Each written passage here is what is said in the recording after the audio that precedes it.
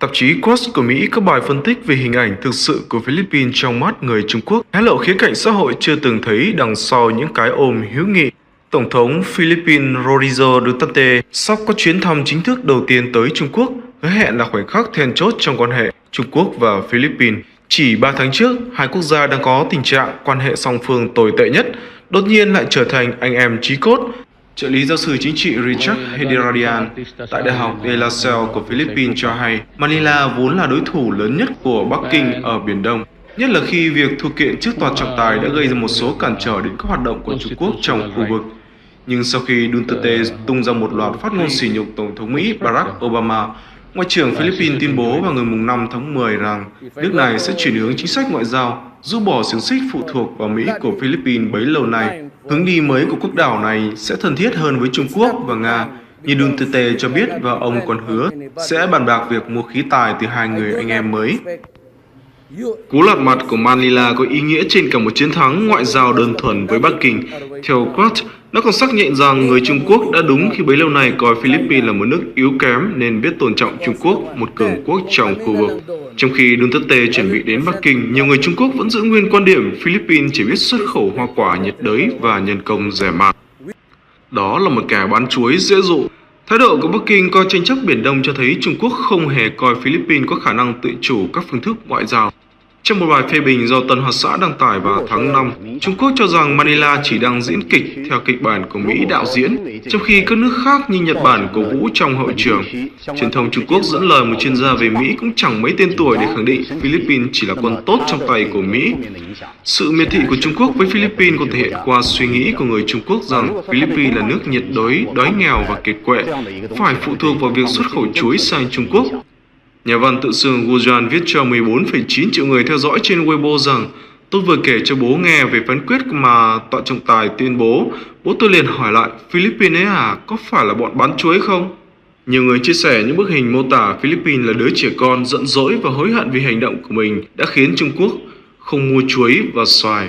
David Zhao, giáo sư xã hội tại Đại học Khoa học Công nghệ Hồng Kông cho hay, khi người Trung Quốc nổi giận với Philippines, họ sẽ không mua chuối nữa. Vào tháng 3 năm nay, Trung Quốc đã hủy 35 tấn chuối Philippines trị giá 33.000 USD vì cho rằng số chuối này nhiễm hàm lượng thuốc trừ sâu quá cao. Trước thêm chuyến thăm của Duterte quyết định đưa 27 nhà xuất khẩu hoa quả Philippines ra khỏi danh sách đen như một món quà.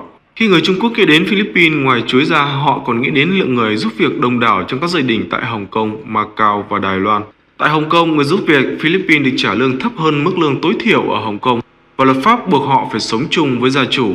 Cô Sui, 30 tuổi, người Hồng Kông cho hay, nói đến người Philippines là tôi nghĩ ngay đến hình ảnh các ô xin giúp việc nhà.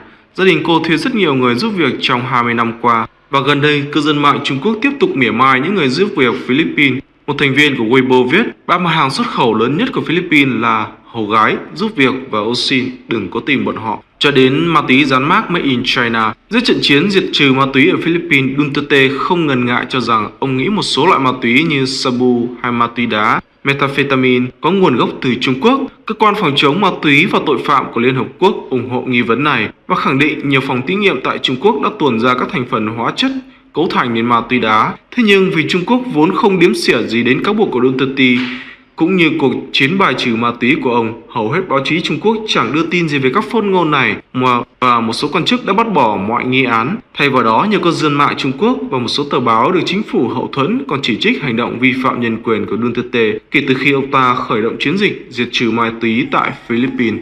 Obviously, everybody has been tracking the course of Hurricane Matthew, and I just received an update from our FEMA director, Craig Fugate, as well as the rest of our national security team, and I just wanted to make a couple of key points.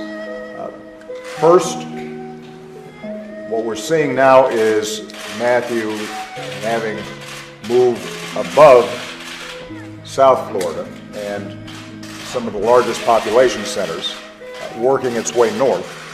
And the big concern that people are having right now is the effects that it could have in areas like Jacksonville on through Georgia.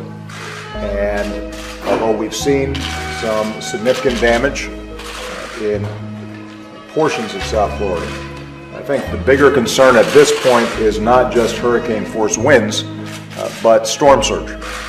Many of you will remember Hurricane Sandy, where initially people thought this doesn't look as bad as we thought, and then suddenly you get massive storm surge and a lot of people were severely affected. And so I just want to emphasize to everybody that this is still a really dangerous hurricane, that the potential for storm surge, flooding, loss of life, and severe property damage continues to exist, and people continue to need to follow the instructions of their local officials over the course of the next 24, 48, 72 hours. Those of you who live in Georgia, I think, should be paying attention because there's been a lot of emphasis on Florida, but this thing is going to keep on moving north through Florida into South Carolina. There are large population centers there that could be vulnerable. So pay attention to what your local officials are telling you. If they tell you to evacuate, you need to get out of there and move to higher ground, because storm surge can move very quickly, and people can think that they're out of the woods and then suddenly get hit and not be in a position in which they and their families are safe. So pay attention to local officials. In the meantime, I've been in contact with the governors of all 4 of the potentially affected states. I want to thank them all for their leadership. There's been strong cooperation between federal and state and local officials. FEMA has worked diligently to pre-position resources, assets, water, food, commodities, and as the hurricane moves north, what Craig and his team will be doing is moving those resources and assets further north so that any place that happens to get hit badly will be in a position to immediately come in and help. But I really want to emphasize the governors have been on top of this, state and local officials have been on top of this. They are the ones who are tracking most closely what is happening in your particular community, your particular area.